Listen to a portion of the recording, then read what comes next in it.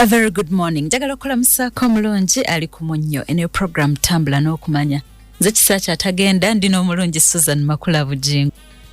Twagala okumalawo obutabanguko mu maka. Wetubanga tetubumazeewo twagala bukendeerere ddala nti abaliyo mu bufumbo basobola okubaako kye bakwata ne bagamba nti wano mbadde empaba kino kibadde kijja kundeetera obuzibu n'abaako byakyusa. Atannabagendayo notinga awantu ogambe nti nze wannaaba nnyingiddeyo kino sijja kikola oba nti sigenda kupapa kwesookayo mu maaso kubanga njagala okusanyusa abalala oba njagala okukakasa. Manyi twagala nnyo okukakasa naddala ffe abakyala oba twabaaki naye tubadde ku nsonga ey'emikwano. Emikwano gituleetera ddala obutabanguko amaka ne gafiira ddala just because of friends. Akati gendayo ng'okimanyi nti emikwano njaggikomye wano. Emikwano tujja kukola bwe tuti. Ate munnaye emikwano ate tetujja jjajjako kubanga era nakyo omuntu w'omunyigiriza ennyo era waleetawo ki embeera y'obutabanguko. Omuntu w'omwayizolatinga ennyo nti omuggyeko emikwano gyonna ate ekyo nakyo si kirungi. Tujja kulabamu ebituli. Kale byonna byakwasaganya kuyiga na kwogerezeganya. Kyensinza okuyiga nti talk mwogere ky'otategedde yogera ate ky'otategeredde ddala oba ky'obuusa buuza teryakugaana kubuuza kubanga w'obuuza bakunnyonnyola n'otegeera n'onnyonnyoka. Katweyongereyo. Weebale kuba nga oli kumunyeera nga ku nsonga y'emikwano nkulu nnyo. Abamu tuyina emikwano kubanga tetumanya mitima Katonda egyo yagikebera. So naye tuyina abantu nga balungi era nga batwagaliza era nga batwagala. Ne tuba n'abantu nga tubeera nabo naye nga ekituufu tebatwagalira tebatwagaliza. Kati bonna since tomanyi okujjako oyo Katonda gw'amaze n'akubikuya n'akulaga nti mu mikwano gyo ono mukwano gwo. Naye bonna bw'oba tonna bategeera bonna bateeke mu kifo kye kimu. Gw'ogenda ng'omanya kati ono mutadde mu kifo bwe kiti ono ali mu kino wadde olina abantu bangi era kiryoka okubanga olina abantu b'obeera nabo nga bawera ne 10 ne buli omu okusinzira ku mpisa ze alina ekifo mu bulamu bwe wayina okukoma oba wayina okubeera. Kati ate abaami ekintu kye bayita emikwano kyangu mukwano gwe okwegomba mukyalawo. Asobola okumwegomba oluusi ng'oyogera genuine ng'oyogera bambi bintu birungi noga mukyala wange amanyi okola bw'ati muyonjo ebintu byonna by'oyogera nga kye kifaananyi ky'omukyala gw'ayagala. Ate emikwano gyaffe gimanyi obunafu bwaffe. Kati engeri gye bamanyi obunafu bwaffe baba bamanyi kye basobola okukola okutwala mukazi wo oba okutwala bbaawo. Now olina okwegendereza ennyo nga bwe twagambye nti waliwo abantu abatalina kubeera nnyo nga bakukyalira mu mikwano egyo era ne baba bakukyalidde mukazi wo tosobola mwesigisa mukwano gwo. Osobola settinga boundaries n'obagamba nze sagala munange muntu akubira mukyala wange mba munoonya ng'essimu teziriiko temukubira mukyala wange. Lwaki gwe wennyini obagambye n'oteekawo ekkomo we balina okukoma mu bulamu bwo. Mpozi nga waliwo ekyetaagisa kati wabawo emikwano gye tugamba gino emikwano gisobola n'okwogera ne mukyala wange ng'obamanyi n'ogamba bano bwe baba waliwo ekintu kyonna bano bantu bange basukka n'okuba nti bakwano baabo baganda bo. Ne wali abantu be tusanze obusanzi omusanze ku mulimu mwakasinkana myezi 3 myezi 4 atuuse ewuwo buli kimu kyonna akimanyi mukazi wo banyumyanga bwe baagala tomanya intentions ze dhani ono omuntu gw'omanyiddeko ebbanga kale nti omwaka oba myaka 2 ne soko muwe time ono gwe waakalaba. So interest esobola okujja tekitegeeza nti agenda mwagala naye asobola omwegomba. Kati ebbanga libabeera bonna singa bafuna omukisa batandika obeera nga ba-interactinga asobola omwagala. So kye weewala kyekyo kati tebalina kusembererwa nnyo. Wabula bw'abanga naye mufumbo bakazi babe basobola okuba ab'emikwano tekiina buzibu. Ekyo tekiina buzibu. Igwe tolina kubeera mukwano gwa mukazi wa muntu. Kati n'abawala kye kimu naffe tusobola okwegomba bba wa mukwano gwaffe noga kale baama singa nange nina omusajja ng'owuwo ate amaaso gano. Because ebintu ebisinga tufaate abakyala ebintu bye batukolera bye ebisinga otusindikiriza okwagala abantu. Omukyalo jasanga ng'omusajja ono love gyamulaga attention gyamuwa olusinga na si ssente ebyo ne bimuleetera okumwagala. Kati bawala banne bawulira ebintu ebyo nayo bye beegomba mu bulamu era bwe bamulaba nga azze ne baga nange gayo yo singa nange Katonda mpo musajja ngoyo. So muyinza okubanga akyali awo kweyo stage toyina bawa gap kubanga tomanyi kye bakulowooleza oba kye balowooza baawo. Twali tulabyeko omuntu nga mukwano gwe gwabadde mukwano gwe nnyo nga yayagadde baawe, abadde metroni we yandibadde nga metroni we nga yagala baawe.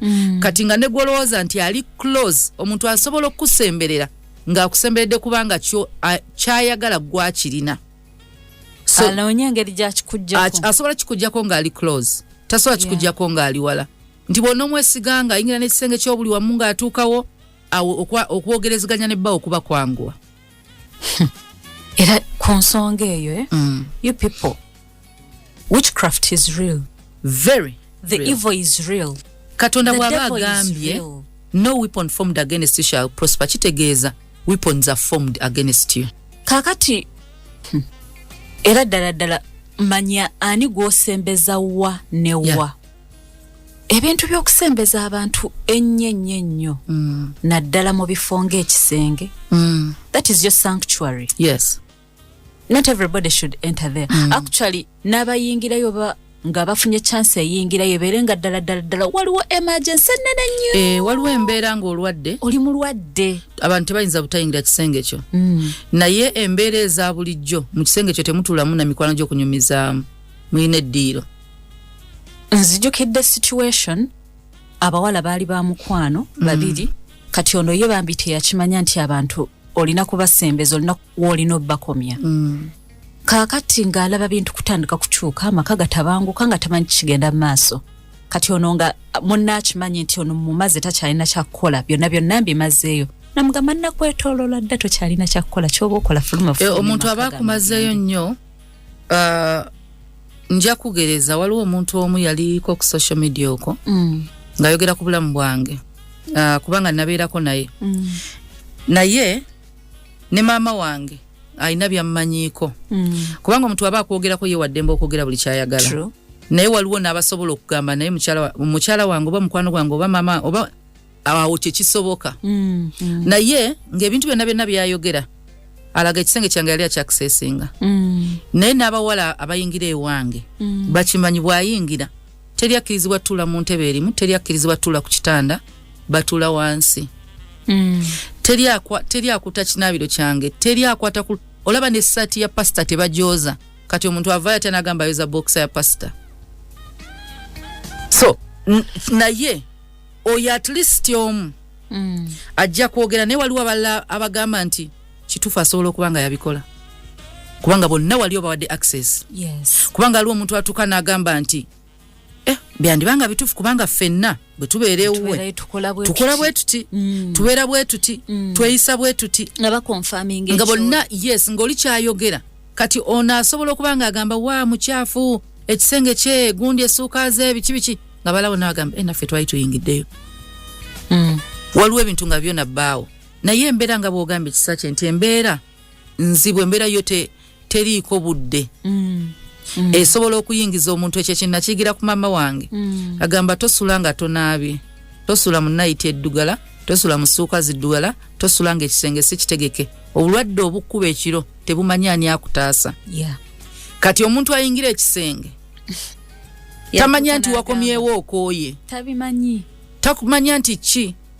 Kati gwe ne bbaawo Yesu osobola okubanga akutegera tofaayo. Naye ino sigala mukali singa nfuna obuzibu ekiro. Omwami wange tasobola kunsitula n'ayita banneiba kubanga munnanga abantu era basigala banyumya. Kati n'emikwano gino gye balenga banneiba bagenda kunyumya. Bwe baba bagenda yingira ewuwo twakyogerako wano emabega ne tugamba mu bantu bo ani oyo nga ne bwagwa obugwinga ku makya ng'obadde tonnagolokoka okugula buguzi nnyumba n'ayingira wadde tonnalongoosa kintu kyonna. Omuntu oyo gowuliramu emirembe oyo waakiri akoma oyo bw'aba omukale n'akumenya omutima n'akudisappointing asobola ofuku gwe wali at least ofunye omu naye si bonna. Si bonna. Naye era ne bwe baba nga oyo omu omufunye waliwo by'ataccessinga ye information ya bbaawo. Waliwo ebintu bye batalina kumanya ebikwata ku mwami wo. Mpozi ng'omugambye ng'onoonya counseling ng'ogamba munnange oyo omuntu era bwakugeya tumanya aliko ekikyamu kubanga wali ogenzeeyo mu mbeera bw'etyo.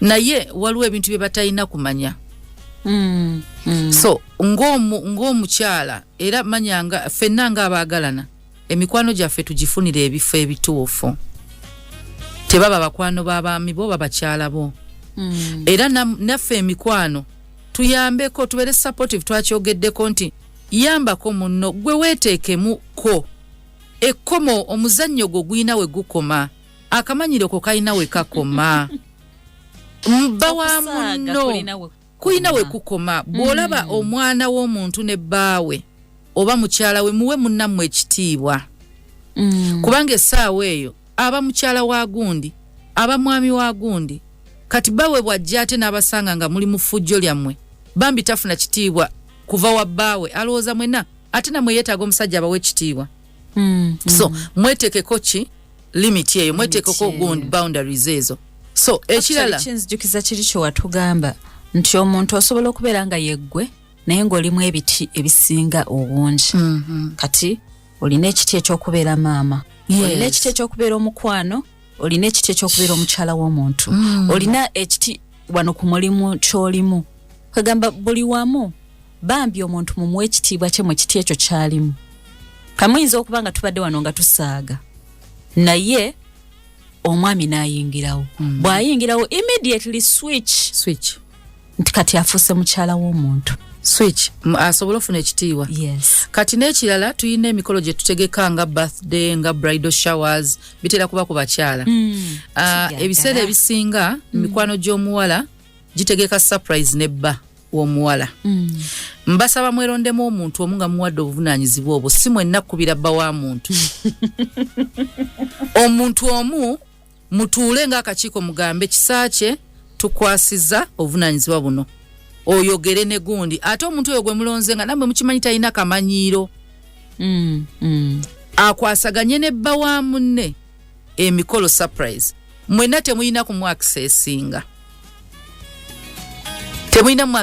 newe muba free mutya kati ate mu culture zaffe katugeze culture yaffe nga baganda haga si culture yaffe temugwa mu kifuba bba wa muntu pozinga buwangwa bwabwe ekifuba kino okiraba omuwala yenna ekifuba kye kigonda mu kifuba ky'omusajja yenna waliwo haga ey'omusaidi ze twewa ng'abantu abeemanyi tetwewa haga eno nga owambatidde omuntu we bati n'omunyweza nga bw'onogamba nti omuntu feesi eneebeera mu kifuba kyo eyo haga tebagiwa bba wa muntu ekifuba kyo naawe omusajja omulala takiwulira bw'atyo kya musajja mulala kati mbeegayiridde abawala twakula bulala twakula mu ngeri ya njawulo waliwo omuntu gwogenda osanga nga alina otubeere bambi tutini nga tutini nga mukama tweyamuwa omulala ng'ekifuba kye kiri full bwe baba bawa haga za njawulo ng'ogiwulira kati wabanga mukwano gwe ye mufumbo yalina otubeere otutini gwalina amabeere k'amanenenene n'ojja n'owabbaawe haga ebifuba ebyo byanjawulo byawulira ate tuli bantu bitusigalamu bitusigalamu nga bw'onolaba omusajja ow'ekiwago n'awahaga mukazi wo omukono gwaguwulira mulala so bwebanga obuwangwa si bwaffe bw'ahaaga eyo ey'okugwira ddala omuntu n'omunyweza mwehaga y'omusaidi aleke kuwulira kifuba kyo batugobye muhaga ekifuba ky'omusajja mukyesonyiwe mumutuukirire naye nga mufunye omuntu omu nammwe gwe mugamba gundi wa buvunaanyizibwa kati abamu bayinza okuba nga tebalina amagezi ago gwalimu mu gurupu yammwe w'obuvunaanyizibwa suggesting obagambe nze nja omukubira kubanga abanne obamanyi ekyo mukindekere nze nja mukwasaganya kubanga obamanyi ajja mukubira ne ku ssaawa zaayagala ne wabawo abantu ng'alina discipline bulamu bwe ng'asobola okwefuga amanyi kye baliko tituli ku pate bweggwa deleting ennamba ya bba wa mukwano gw'ojagazaaki bwe muba nga temuli ba mikwano tuzidiriitinge nga temuli ba mikwano ojjewo ekikemo toyina bw'ogenda gyetaagira ekikuleetera anti ekikemo kigenda kujja nti ennamba ogirina naye obulako kituufu Enamba gyolina ekikemo kijja kugereza nti omwalo oyinza okumusanga mukwano gwo ne mutabuka n'omusanga n'omusajja omanye so ofuna ekikemo ekigamba bbaawe bw'oba tolina namba ekivaako nange kamulumye. Oyogedde ekintu ekyo oli mutuufu nnyo. Enamba gy'otalina tolina bw'ogiweereza message nze abamu nderitinga omuntu gwe saagala communicatinga naye. Lwaki saagala funa kikemo nti bwe musanga ekintu kyonna kyanjogeddeko ennamba nga njina nyinza omutayipingira ne muddamu bwe mba ngideritinze sigenda ginoonya kizibu okujaga saaki empa ku nnamba ya gundi. Totumala gagaba nnamba zaabwe. Naye kyangu nnyo okubanga okemebwa naye kyetwagala kubaako ne bu boundaries obwo obutini nti nkoma wano bw'aba mukwano gwange alina kyaŋŋamba nkubire. Mpozi nga bintu biina kati waliwo abantu by the way nga bababa abo olina okuba enamba ya ogiina muyina business ze mukwasaganya kati nze kinkakatako okuba n'abakadde b'ekkanisa ennamba zaabwe. That's true. Naye communication yaki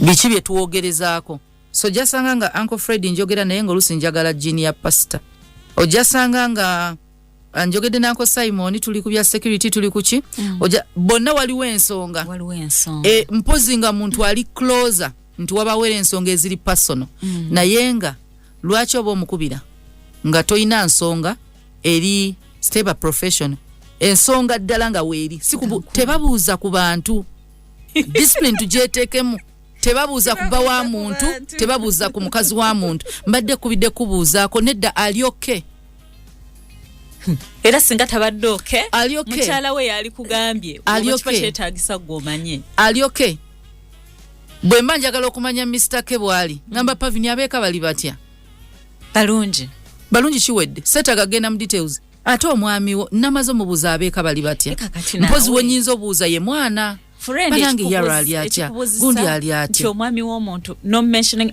gundi ali atya so kati n'ekirala kyekitiibwa kye tulina okuwa mikwano gyaffe nga bafumbiddwa mukyeteekemu kubanga si kyangu naye waliwo ekintu kye mulina otandika okweteekamu kankugereze bw'abadde single ne boyfriend we mubadde muyita kankugereze Gillian ne Patrick mbamanyi ye Patrick era nze namanyira kuva dda muyita Patrick naye bwe mba njogera ne Gillian nsobola mugamba Mr. ali atya tomugamba that kataito kati at least nze basinga obukulu omuntu asinga obukulu asobola oyita omuntu by their names naye omuntu yenna nga tomusinga bukulu taite ina okubaako naye wadde asinga obuto bw'obanga afumbiddwa mutandiko kimuwa mugezeeko lwakuba nti waliwo ate n'abantu nga muli bazibu bakiwa nammwe temukkiriza tukibawe kati nga yesinjagala naye at least bawe mba temubadde temuli mu saako zezimu kati waliwo abantu nga bazibu kati nze we nayagalira pastor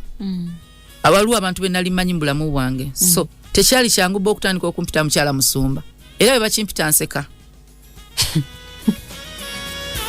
si kyangu nti abantu obamanyi mbeera nabo okusolti tuludde nga kati si kyangu kati kizibu nnyo nze okera Gillian ne mugamba mukyala Kyumulo si kyangu abo balala naye bbaawe nga mubadde temumumanyi nga mumutegedde ku mikolo mumutegedde bali mu mikolo mumuwe ekitiibwa mumubuuze Mr. ali atya Mr. So-and-so ali atya omwami we ali atya ne mutamuyita linnya liri erinnya likirizibwa mukyala wo ddi muyita naye kati mmwe mikwano ne bw'abazze nga mmulabye temumubuuza na linnya lye okuggyako omuntu gwe kati ngenda kugereza bakwano ba Gillian bonna badde bamanyi Patrick era nga ye Patrick si kyangu omuyita ekirala naye singa abadde aleese omwami nga ffenna basolo tetumumanyi era mba mubuuza omwami Yesu aleeta naye bwe nsanga omwami we mba mubuuliza mu kitiibwa kye ng'omwami sibeeta nno ssebo naye ate bw'oba obadde omumanyi jamugamba oli kya Patrick ojja mubonga kubanga obadde omumanyi naye ono omuntu azze n'abayingira si mukwano gwammwe oyo omwami n'abakwano b'omulenzi omukyalo ono mumuwe ekitiibwa si mukwano gwammwe temwenkana temuli mu ssako zezimu osobola omuyita Mrs. kimala eyo tayita emala noba tateekako linnyo nga Mrs. azze Mrs. oli otya because yaba yemanyi bawe yaani nti muba mukikipinze fomo ne maaso ga mukwano gwammwe tayinza lowooza nti waliwo ekirala neno osanga abantu nga mukazi wa mukwano gwo ye Susan gwe n'omuyita Su nga temwali ba mikwano mchalo yani Susan nze kandisaleko Su ngani tekibaayo oyogedde ku kintu ekyo bannaye oba nakyogerako kankiddemu tuyitiriza okuyita dia han babe darling tubiyitiriza kati ng'oli mu kutayipinga message wano lwotandika okukoza hi han oli kubba wa munoza hi han oli ku mukazi wa muno goyita yes dear mujja tuleetera okulowooza ebintu ebirala tulowooza ebirala nze ekintu kyolina okusinga okwewala weewala okweteeka mu mbeera ng'omuntu singa agwa ku conversation zammwe nga wabaddewo ensonga yonna bagenda misinterpretinga abantu basobola ofuna obutakkaanya mu maka gaabwe n'agamba bba oli mwenzi biki namuggyako essimu agikebere laba bwagwa ku conversation yo ne bbaawe ng'erimu ddiya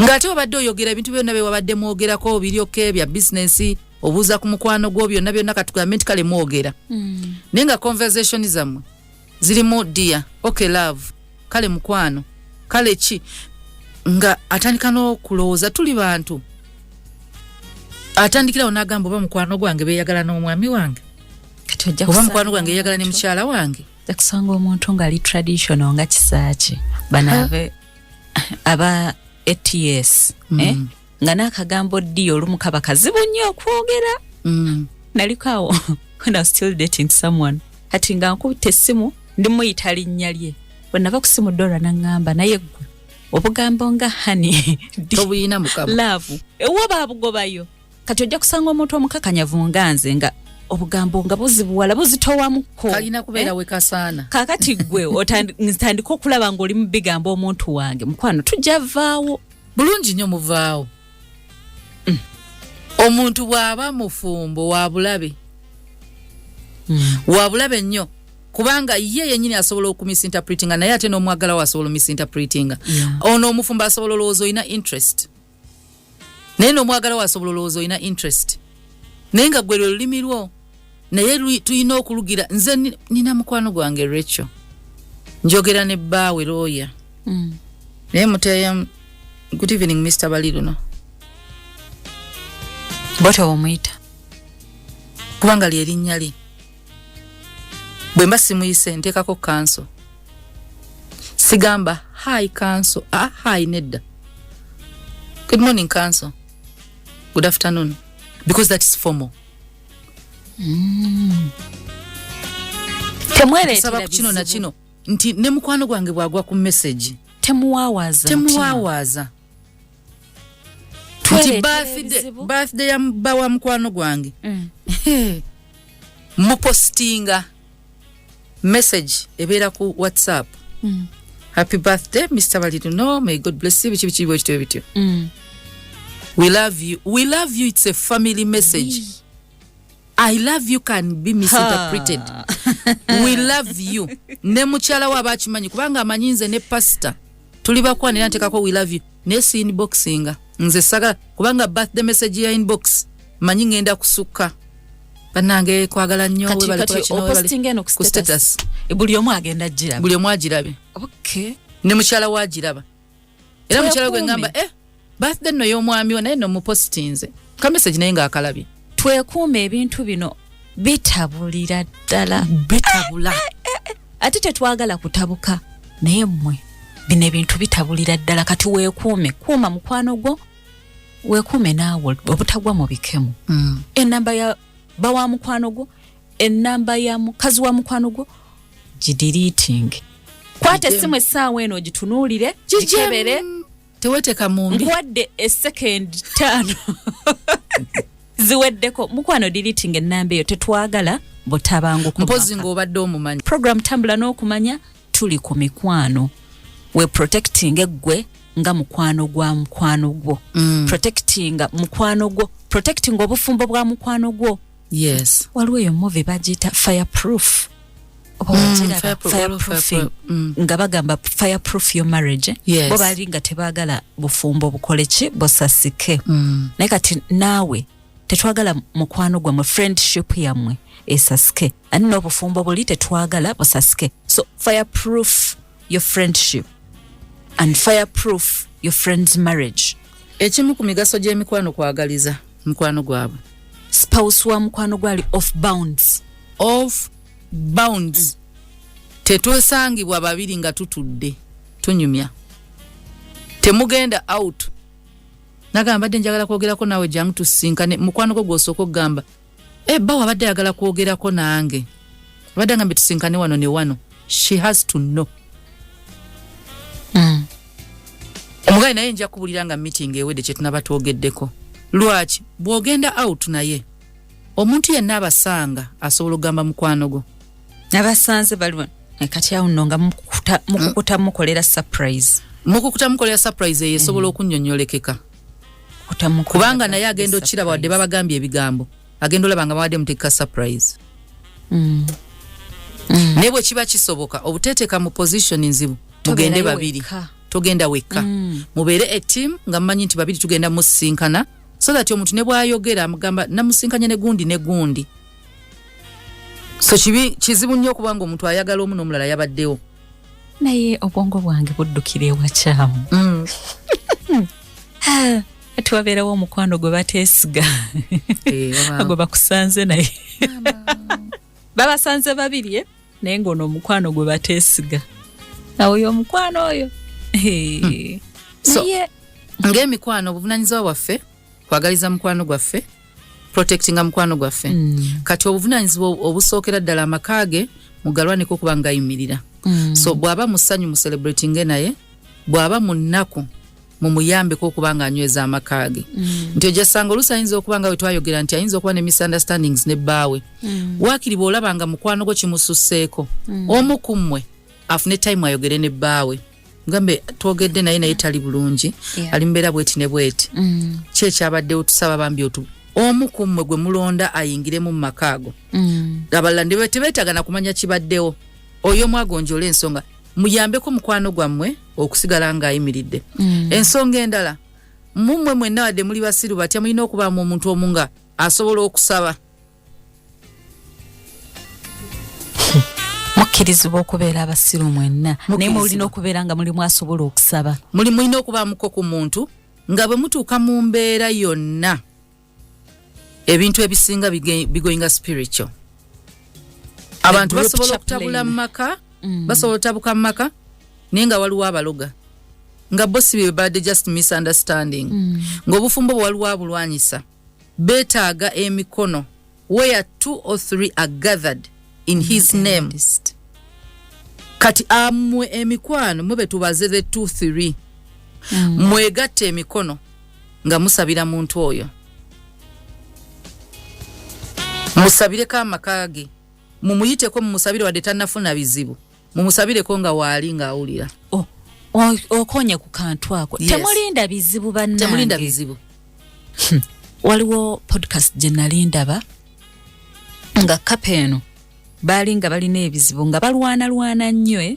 They were always at loggerheads, always threatening divorce buli saawa. Nakati nga bagamba we are at a safe place. We are that place where we've accepted, we are happy, bichi. Never bagamba now, that is the time you should pray hardest. Yes. So temulinda bizibu baddia. Kubanga ebizibu bimanyi okutuwekeninga nga tetusobola na kusaba. Naye nga bonolaba omukyala Helena Nanjigo yayimba olimba balita prayer account. Nga like nti mukusaba kuno obanga ateeka ku account yo. Nti kiringa kisibo lwairo inzo kuba toyina kyosiibira. Naye ate n'osiiba. Tomanya lunaku lwe kitaasa. Naye ate okusaba kuno osobola osaba nti n'obulolo talina kyosabira. Sabira abagenda okuvaamu mu maaso abajja. Sabira abaana babagenda okujja. So waba olunaku lwe mulina oyita mukwano gwammwe mulageko nti mulina ku magezi. Naye waliwo atera okugamba nti wontunuulira wano olowooza ntegeera. Naye kale mulina okulaga nti mulina mutegeera olumu. Mumuyite mumugambe jangu ajje mugatte emikono. Akimanye nti mikwano gyange ginjagaliza. Essala eno omuntu waba abeegassemu wadde alina omutima omubi Katonda essala agitutte. Ate nono alina omutima omubi mutandisa omuwekeninga. natandika n'okugamba nti ebana abantu bino babitandika ddi ye ayagala mbere nga mulya buli temulina kye mukola kubanga olutalo lwa mwoyo ye nga badde eri aloga nga mweno mulya kati kolwe mumulaga omulogo yenna wali nga waliwo essaala awikeninga agwamu amanyi naye agaloga naye ne byaloga naye atuuka n'agamba bino tebigenda kukola oluusi n'abivaanako naye ne bwaba tabivuddeko biba tebigenda kukola kati tulina okusupportinga spiritual awo nti mukwano gwaffe emikono gyeffe tugenda ogiwanirira ekirala emikwano tuyiga okuyimirira financially si ku mbaga bwe kiba kisoboka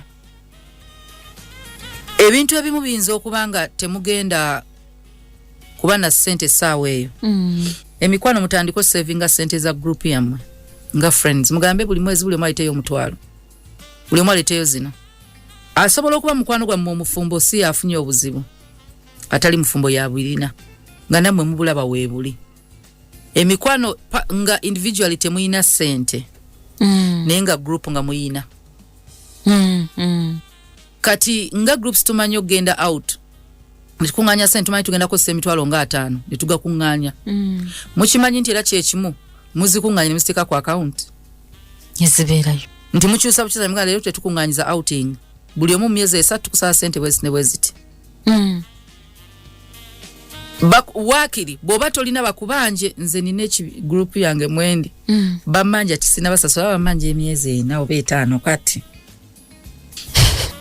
nabaga njazireeta naye bonna bakwano bange bakiteekawo tteeka oba ozina batozina buli mwezi emitwalo 10 last year ssente zaali ku account nga ziyewuunyisa azija mu mpole gwe zaataasa muffe nga twali tetumanyi nti ekyo ekizibu asobola n'okifuna that was nice nanga bannange mumpe ebbanga tumukama tetukuwadde ebbanga gwemeki nga omwaka nga tegunaggwako 2025 tuzirina kubanga ffe tukyateekayo endala naye nga zaali nyingi ng'ekizibu kinene nnyo waliwo ekizibu mukwano gwe kyafuna nga basobola n'omusiba ne babasa mwena ne babagamba okumweyimirira twetaaga obukadde 5 nga muli abantu 10 nga tebuwera twekushoninge ekyo kyogambye fireproofing waliwo fireproofing y'obufumbo bwa mukwano gwa mwenge eri financial babagoba mu nnyumba ate ebintu ebyo bibeera bizibu oba zibaddiza oba tazibaddiza mwamutaasa kati oweesigwa bubwe naye era amanya nina emikwano ejambeererawo akantu ako kakulu nina emikwano ejambeererawo ssente zino zisobola okujja ng'ate ku luno gwazeetaaga ng'olwazizza mukwano gwo tabulwa ssente za ddwaliro bwe kirina obeera waliwo ekintu bannange waliwo ekintu kye tuba tulina okweteekamu nze kuva dda nali sirina ssente ng'omanyi bw'ohasolinga ng'omukazi ofuna obusente bw'obutini naye nga nze ne mukwano gwange tutambula ne tuva ewaka nga olwo gye twakoleranga mu kifo kyekimu nga tutambula okuva ava Kanyanya nze nvaawo Nsooba ne tutambula ne tuuka e Mulago ne tulinnya awo ne tugamba wano tulinnya boda ne tuteeka wano mu tawuni awo tulinye taxi etwale ku mulimu ng'omutaleka munne kubanga omutalina transport tutambula wamu ezisigadde zitufune engeri zetuyiiya lwaki ogenda kola tolina mu transport naye tukwata oluguudo lweru mutukoze tutyo tuuka etusalawo tufuna owa boda atutwala nga naye tuba tetulina atutwala kubanga abamanyidde kati abamanyi naye nga tulina polisi n'olwaleero ekyaliwo Susan tasula njala vuki tasula njala teeka amanyi n'okujja ewaka nga abaana bwe balina agamba Susan njagala mutwalo ne mugala sigulina naga ojja gumpa nenyingira mu kisenge abadde naye agenze mu buweereza biki enjala teyina luma mukwano gwo teeka ebinene byonna biyinza okugaana osobola omutamugulira lugoye the basic is food tobulwa mutwalo gwa mukwano gwo kulya bwe tuba tetuzirina funa engeri gy'ozifuna ez'okulya tezibula tebagoba mukwano gwange renti bweziba nyingi kugamba manyi osoma yameka 5 nina 3 goma nyigula lwaki wafune ya 5 naye contribution inoba waliwo ebintu nga basics mukwano gwo embera nawo ogiraba rent embera ogiraba mmere omwana we bamugobye ku ssomero tuli bameka nga bwe tusondeza embaga tugenda sonda fees za mukwano gwaffe kubanga bulijja abasasulira Cynthia alina kyejo abulijja asasula fees z'abaana be Cynthia afunye group yaffe kati yagala tujja mu ssente zibuze kye bayita omukwano mukwano gwaffe omwana asasula ssente mmeka asasula akakadde kamu tuli bameka tuli 10 banange buli omu leetayokko ssente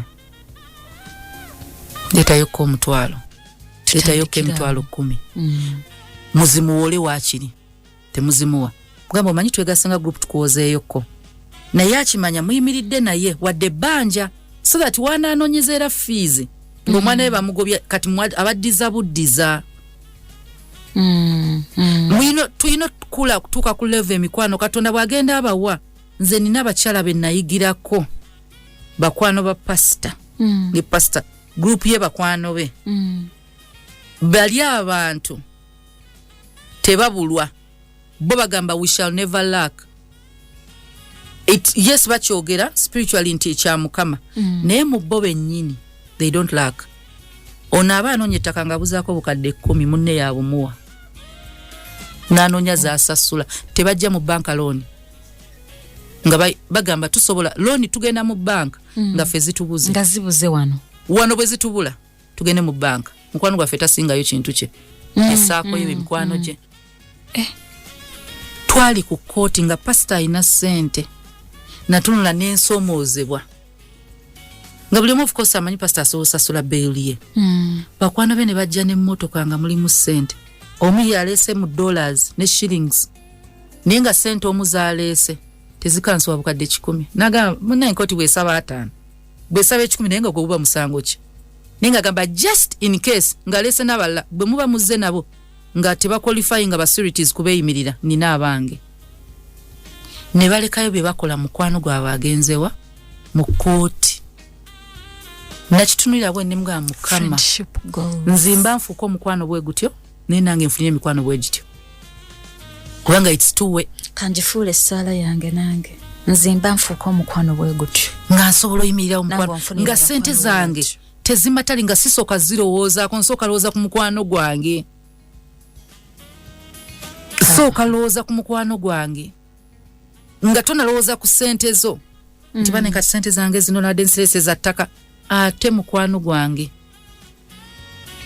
of course waliwo ababiri can take advantage naye tulina okukyezimbamu nti waliwo omukwano gwo Katonda gwayogerako nga Jonathan ne Daudi nti Jonathan yerabira ne kitaawe ku lwa mukwano gwe nga ye bw'obala olulyo nti kabaka bw'avaako omwana we yandifuze Jonathan teyalowooza mu kufuga Isirayiri nga mukwano gwe Daudi kyekikulu entebe Yesu kyekikulu taata tojja kutta mukwano gwange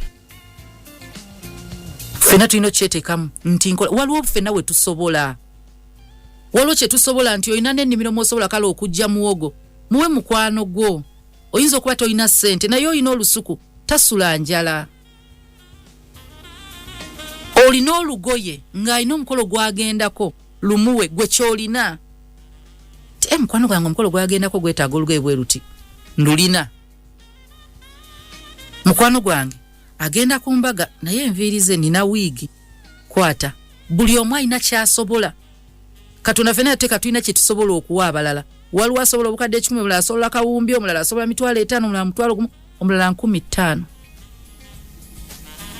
toyinza kuyiwa mmere wakanga mukwano gwenjala emuluma oyisha toyina mukwano gw'olikaawo mukwano gwe yasuze enjala oyiwa mmere kati emikwano since tugamba kusupportinga tulina okubanga twezimba nti ffenna bwe tutuuka awantu era tweyagalize kubanga buli gwoyagaliza omanya yali kubeererawo mukwano gwammwe musabire mukwano gwammwe mubulirire ebigambo ebirungi mukwano gwammwe musobola omuwa ssente nga temulowoozeza na kulowooza muzimuwe mukwano gwammwe emikolo gye bwe gituuka muina department nga mikwano jeje jihandolinga nga mukwano gwa metaina kuba na stress temugenda beera mperekeze bebe mperekeze ekujjako obudde obumutaasa emperekeze jite mugambo manyi tutekewo omuntu omulala kubanga emmere eno teri muntu agenda gi supervisinga abakoba yinza obutalya kambere wano anze kambere mu kino kati gwe gundi genda obere ku timu y'emperekeze twetaagayo omuntu omu atula tumulage nti wetuli naye kati gwe genda okole ku kino gwe genda okole ku kino kubanga mikwano gyaffe tumanyi ne family zaffe mwe tuva iyo family wakazolite mugamba mukwano gwa nkadde wano mukwano gwa nkabere wano ono yaba abeera wano mu proposing letayagala batuma era tajja kusobola batuma mu mugambo manyi kati embaga etuuse wawo oyagala tukwate mami munyambe ko mwaniriza abagenjukira omugolo atula eri waggulu tamanya kigenda maaso tamanya kisobokera ddala naye just twagala onyuma katuyino mmanya nti ku mukolo gwa mukwano gwo mwaba ino kibagamba nanyini mufu yakwate wawunya beba mmwe yemwe bananyini mufu beba mmwe bananyini olaba nkola makeup ku mukolo gwa vukisaako tebankola makeup anyuma nze neyisaako wali busy navuga omugole bane olulu navuga omugole omukyala nemutwala ku church nenzire eno kati ku reception we nafuna ku mirembe we ntuka ku reception ngendola balina osimanyi be boogera mbusimanyi anti kati olaba abantu walobe taisa ate bazze kati emmere bulako sente mmeka bichi nembaga ye kati pastor ngamba olaga nga anti ngenderi kulaba ab'emmere nagamba ye kale ninnonya maka timga maka mpulide kino na kino wama kitufu ma ase kitufu amagina nawo otulo onyumirwa omukolo konze sobola onyumirwa omukolo nga bino tebinaggwa nagamba anze wendi nenzeyo nentulanga manyi maka wali omugolo agenda okujja teyamanya kirwe yabitegeera guwedde nti sebo pakubanjeyo bukadde bubiri twabongedde ku mmere emikwano egyo batugirina nga sente ogenda zisasula nga tetunnabuuzo batugirina kale naye nga ate nange makula sinze yasitula kubanga nali sina sente ku mukono nalina emitwalo 3 in fact nalina 3 ku simu maka yalina sente nimga mako ina sente nne emitwalo 3 nagamba yi kazi kanzifune nagulawe byali waliwo emmere simanyi abayongeddeko simanyi ab'ekifo bagamba kati emmere nga tulina gigulawo ku kifo then ebyokunywa byayingiramu awo ebintu ntusimanyi ono agambye ate transport ete bakoze bati gwe bapangisa emmotoka alina ovuga abazadde ate yakoze bwati ogenda olaba waliwo ebigenda maaso omugole teyamanya n'ekyo nga mukwano gw'omulenzi yakikoze nze nenzirawo nentuula yabimanya guwedde. Are you that friend? You have to be her or his shock absorber. Mme mugumira buli kimu ku mukolo gwe tamanya kyasobodde omanya ekyo kirimu kireke kibayiseemu bye musobola handlinga mubihandlinga naye manyi waliwo emikwano egistressinga nga gye nnyini gye gigenda okujja giku bayombera ku mukolo gwo mugole kakati lengera katenti lengera kati kino bo bennyini bayomba bali mu kulwana bayomba na makeup bayomba na gundi bayomba na kino bo bennyini basoka bakustressinga mikwano gyo ne weebuuza katimba koze ntya be abala bonna tebannakulumya mutwe bano be bayombera mu hoteli mwe mwasuze bagala kwekuba so mikwano mu bufumbo bwa bannaffe tulina okujjanga ffe engineers bayamba kubanga engine mubaseesaamu kyonna ekiba kigize nga debba wa mukwano gwa mwalaba engeri gyemu yamba mukwano gwa mwagamba gino mikwano ddala gino emikwano nga mirungi omukyala nalaba engeri mikwano gyo gye gikuyimiriddewo nebagamba na omukyala yini nagamba nange mukama webale tuwa mikwano kati nga alaba temuyina na kuva mu bulamu bwabwe ewe muvaawo muyambe mikwano gyammwe ku baana baabwe temu contributing ku baana ba mikwano gyammwe okwononeka nga muwe muli amaaso gaabwe mwana wa mukwano gwo bw'omulaba mwoyo akagamba akalungi mwoyo akagamba akazimba bwe mumusanga abazze wali mugambe naye no soma mami walwanye mami wakuweredde beera mwana mulungi ku ssomero obeere kino make your mom proud ne mukwano gwe muteetaaga kumanya muyina kuba ba anti muli ba anti abasobola okuwa n'omwana wa mukwano gwammwe pocket money banange tuyiga okugaba omwana wa mukwano gwo muweeyo emitwalo mukwano gwe agambye agenda ku vidi muweeyo omutwalo mugambe twalira kitabani kyange omutwalo ogwo build that relationship n'abaana omanye abantu abazadde babadde ab'emikwano ne batuka ova mu nsi nga abaana si ba mikwano.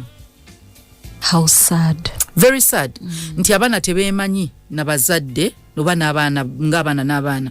Naye n'emikwano gyaffe ffe tugenda out abaana ffe tebamanyi mikwano gyaffe. Okumanya kuno kwengamba nti barelatinga to the extent nti mama bw'aba afudde anti wajja baddukira wa anti gwe bamanyi ng'omuntu ow'okubiri kubanga famire zaffe zino ziri tricky batulaga olusi tuli balamu nti batwagala naye famire bw'eba nnungi tugyebaliza Katonda naye bw'ekera nga mbi waliwo abaana omuntu omulala gwe beesiga ne batagenda ku street abana ne batanya. Be the cool aunties. Yes. The cool uncles. You don't have money, be there for them. Oba auntie nga betwesiga. Yeah. Na kintu kyotidde ogamba mamiwo oja kigamba oyo auntie. Bulungi nnyo. Ekintu kyotidde ogamba daddy oja kigamba oyo nnyo. Nga balinga be ba second lolo twagamba step in ono stand in.